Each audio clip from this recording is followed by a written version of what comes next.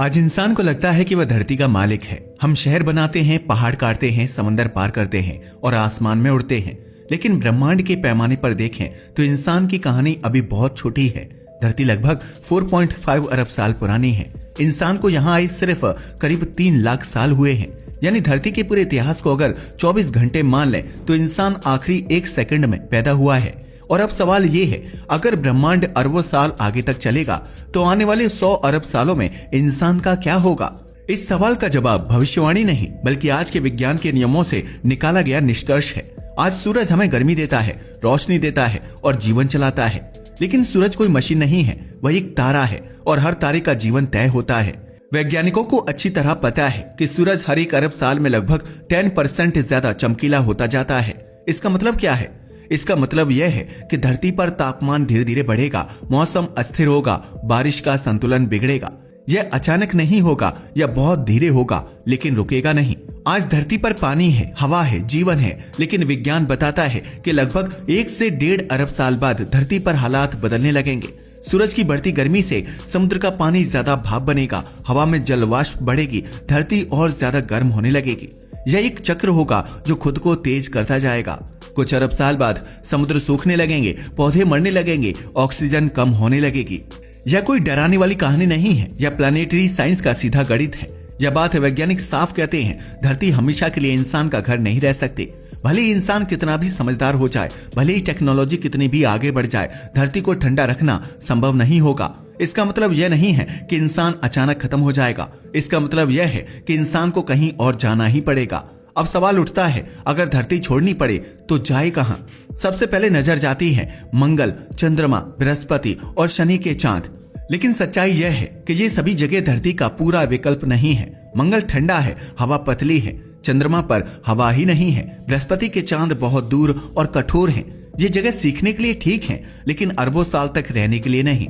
लगभग 5 अरब साल बाद सूरज अपनी मौजूदा अवस्था में नहीं रहेगा, वह फैलना शुरू करेगा और रेड जाइंट बन जाएगा। इस दौरान बुध और शुक्र निगल लिए जाएंगे। धरती या तो जल जाएगी या अपनी कक्षा बदलकर बंजर हो जाएगी। यह पूरी प्रक्रिया आज से ही समझी जा चुकी है, इसमें कोई अंदाजा नहीं है। इसका मतलब बहुत साफ है, अगर इंसान को लंबे समय तक जिंदा रहना है तो उसे सिर्फ ग्रह बदलने की नहीं, तारे बदलने की तैयारी करनी होगी। लेकिन तारे बदलना आसान नहीं है। दूसरे तारों तक की दूरी लाखों, करोड़ों, अरबों साल की यात्रा मांगती है आज की गति के हिसाब से। यानी इंसान को ऊर्जा बेहद समझदारी से इस्तेमाल करनी होगी, बहुत लंबी अवधि की योजनाएं बनानी होंगी, संसाधनों की बर्बादी रोकनी होगी। यहाँ कोई उड़ने वाले शहर नहीं है, कोई अमर इंसान नहीं है, कोई जादुई मशीन नहीं है। यह कहानी सिर्फ इस पर टिकी है कि तारे कैसे जन्म लेते हैं, कैसे बूढ़े होते हैं और कैसे मरते हैं।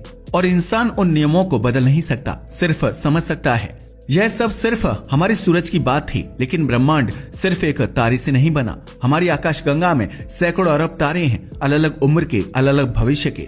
और कुछ अरब साल बाद आकाशगंगाएं खुद टकराने वाली हैं। वहां से कहानी सिर्फ ग्रहों की नहीं रहेगी बल्कि पूरी मिल्की वे की हो जाएगी। और वहीं से इंसान का भविष्य एक नई मोड़ पर जाएगा।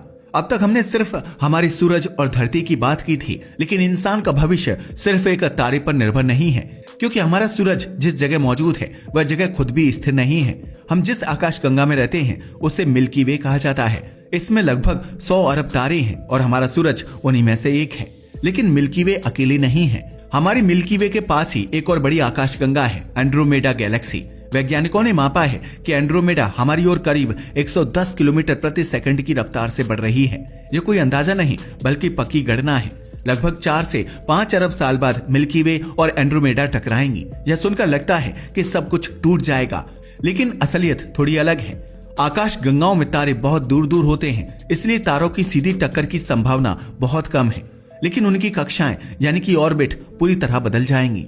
इस टक्कर के बाद नई आकाश गंगा बनेगी। वैज्ञानिक इसे कभी कभी मिल्कोमेडा भी कहते हैं। लेकिन जब ये टक्कर होगी तब क्या हमारा सूरज सुरक्षित रहेगा या नहीं?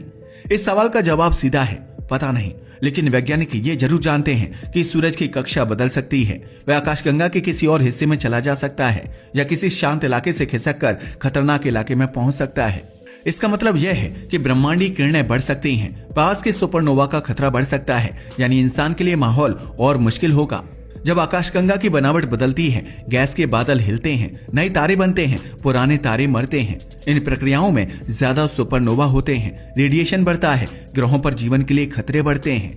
यह सब अचानक नहीं होगा, लेकिन लाखों करोड़ों साल तक चलता रहेगा। जहां एक बहुत अहम बात सामने आती है, अब सिर्फ यह काफी नहीं होगा कि इंसान किसी और ग्रह पर चला जाए, अब जरूरी होगा कि वह आकाशगंगा के सुरक्षित हिस्से में रहे। वैज्ञानिक इसे कहते हैं गैलेक्टिक हैबिटेबल जोन, यानी आकाशगंगा का वह इलाका जहां रेडिएशन कम हो, तारे बहुत पास ना हो, सुपरनोवा का खतरा कम हो। आज हमारा सूरज इसी तरह के सुरक्षित इलाके में है, लेकिन टक्कर के बाद यह बदल सकता है। यहाँ सवाल उठता है, इतने लंबे समय तक सभ्यता कैसे टिकेगी? यह सवाल सबसे कठिन है। इंसान की सभ्यताएं आज कुछ हजार साल पुरानी हैं, लेकिन यहाँ बात हो रही है अरबों साल की। इतनी लंबी अवधि में सरकारें बदलेंगी, भाषाएं बदलेंगी, शायद इंसान खुद भी बदलेगा। लेकिन अगर इंसान को जिंदा रहना है तो उसे कुछ चीजें लगातार करनी होंगी। अपने ज्ञान को सुरक्षित रखना होगा, ऊर्जा को समझदारी से इस्तेमाल करना होगा, पीढ़ी दर पीढ़ी योजनाएं आगे बढ़ानी होंगी। ये कोई कल्पना नहीं है, वैज्ञानिक इसे लॉन्ग टर्म सर्वाइवल स्ट्रेटेजी कहते हैं। क्या इंसान आकाशगंगा छोड़ पाएगा? ये सवाल अभी भी खुला है। आज की टेक्नोलॉजी से हम आकाशगंगा छोड़ने की कल्पना भी नहीं कर सकते, लेकिन विज्ञान यह मानता है कि भविष्य में ऊर्जा के नए स्रोत मिल सकते हैं, लंबे समय तक चलने वाले यान बन सकते हैं। फिर भी दूसरी आकाशगंगा तक पहुंचना अत्यंत कठिन होगा। एक और सच्चाई है जिसे नजरअंदाज नहीं किया जा सकता। ब्रह्मांड फैल रहा है और यह फैलाव धीमा नहीं बल्कि तेज होता जा रहा है। इसका मतलब दूर की आकाशगंगाएं हमसे और दूर जाती जाएंगी। एक समय ऐसा आएगा जब उन्हें देखा भी नहीं जा सकेगा। यानी भविष्य में इंसान का ब्रह्मांड छोटा होता जाएगा, विकल्प कम होते जाएंगे। हमने देखा कि धरती का अंत तय है, सूरज का अंत भी तय है और आकाशगंगाएं भी स्थिर नहीं है। अब कहानी उस समय की है जब ब्रह्मांड खुद बूढ़ा होने लगेगा। यह कोई कल्पना नहीं है, यह वही भविष्य है जिसे आज के वैज्ञानिक ब्रह्मांड के विकास के नियमों से समझते हैं। आज हमें लगता है कि हर जगह नए तारे बन रहे हैं, आकाशगंगाएं रोशन हैं, लेकिन सच्चाई ये है कि ब्रह्मांड में गैस सीमित है और वही गैस तारे बनाने में लगती है।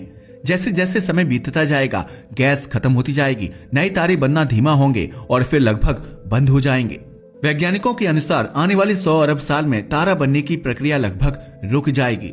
अब सवाल उठता है कि सबसे लंबे समय तक कौन से तारे जलेंगे?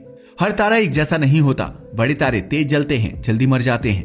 छोटे तारे बहुत धीरे चलते हैं, बहुत लंबे समय तक चलते हैं। सबसे लंबे समय तक जलने वाले तारे होते हैं रेड डॉर्फ स्टार्स। ये तारे छोटे होते हैं, कम रोशनी देते हैं, लेकिन खरबों साल तक जल सकते हैं। भविष्य में अगर कहीं जीवन बचेगा तो वह इन्हीं तारों के आसपास होगा। रेड डॉर्फ तारे स्थिर नहीं होते, वे अचानक तेज फ्लेयर छोड़ते हैं, भारी रेडिएशन फैलाते हैं। इससे पास के ग्रहों की हवा उड़ सकती है, जीवन के लिए खतरा बन सकता है। यानी भविष्य में रहने की जगह बहुत कम और बहुत मुश्किल होंगी। सभ्यता चलाने के लिए हमेशा ऊर्जा चाहिए, लेकिन जब नए तारे बनना बंद हो जाएंगे, पुराने तारे बुझने लगेंगे, तो ऊर्जा मिलना कठिन होता जाएगा। इस समय इंसान को हर कण की ऊर्जा बचानी होगी, बर्बादी रोकनी होगी। यह कोई सोच नहीं है, यह फिजिक्स की मजबूरी है। जब तारे खत्म होने लगेंगे तो ब्रह्मांड में सबसे ताकतवर चीज बचेगी, ब्लैक होल। ब्लैक होल बेहद घने होते हैं। जब पदार्थ गिरता है तो भारी ऊर्जा निकलती है। भविष्य की सभ्यताएं ब्लैक होल के पास ऊर्जा इकट्ठा कर सकती हैं। यह विचार आज भी गंभीर वैज्ञानिक चर्चाओं में मौजूद है, लेकिन ब्लैक होल भी अमर नहीं है। एक समय ऐसा भी आएगा जब ब्लैक होल भी धीरे धीरे खत्म होंगे। यह प्रक्रिया कहलाती है हॉकिंग रेडिएशन। इसमें ब्लैक होल बहुत धीरे ऊर्जा खोता है, अरबों खरबों साल में यह पूरी तरह खत्म हो सकता है। जब ऐसा होगा तो ब्रह्मांड और शांत और अधिक ठंडा हो जाएगा। अब सवाल उठता है कि ब्रह्मांड का अंतिम हाल क्या होगा? वैज्ञानिक इसे कहते हैं heat death of the universe. इसका मतलब तापमान लगभग हर जगह बराबर हो जाएगा। कोई काम करने लायक ऊर्जा नहीं बचेगी, कोई नई प्रक्रिया नहीं होगी, तारे नहीं, नई रोशनी नहीं, नई गर्मी नहीं, या कोई विस्फोट नहीं होगा। यह एक धीमी शांत ठंडक होगी। अब बात डर की नहीं है, अब बात हकीकत की है। अगर इंसान विज्ञान को समझे, ऊर्जा बचाए, बहुत लंबी योजनाएं बनाए, तो वह बेहद कठिन हालात में भी लंबे समय तक टिक सकता है। लेकिन यह आसान नहीं होगा। यह कहानी इंसान के हारने की नहीं है, यह कहानी सीमाओं को समझने की है। ब्रह्मांड नियमों से चलता है। इंसान उन नियमों को नहीं बदल सकता, लेकिन उनके अंदर रास्ते खोज सकता है। आने वाले 100 अरब सालों में धरती खत्म हो जाएगी, सूरज खत्म हो जाएगा, आकाशगंगाएं मिल जाएंगी, तारे बुझ जाएंगे,